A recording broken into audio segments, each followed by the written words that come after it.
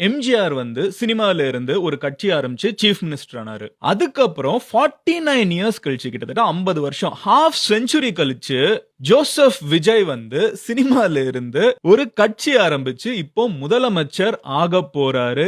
இன்னைக்கு CBI communist பார்ட்டியோட MA baby அவங்க வந்து ரொம்ப தெளிவா ஆன் ரெக்கார்ட் என்ன சொல்லியிருக்காங்க அப்படின்னு பாத்தீங்கன்னா, ஏடிஎம்கே கவர்மெண்ட் ஃபார்ம் பண்ணிட்டு டிஎம்கே வந்து வெளியில இருந்து அதுக்கு சப்போர்ட் கொடுப்பாங்க. இந்த மாதிரி ஒரு கவர்மெண்ட்டுக்கு எல்லா வேலையும் நடத்தப்பட்டுச்சு. எங்களோட சப்போர்ட்டும் கேட்கப்பட்டுச்சு. ADMK was defeated, DMK was also defeated. We were part of DMK alliance. We also lost. நாங்க அரசாங்கம் உருவாக்குறதுக்கு எங்களுக்கு இன்ட்ரெஸ்ட் இல்ல. நாங்க வந்து இப்போ external support to the single largest party கொடுக்கிறோம். பிஜேபி அண்ட் ஆர்எஸ்எஸ் வந்து இத தடுக்க நினைக்கிறாங்க.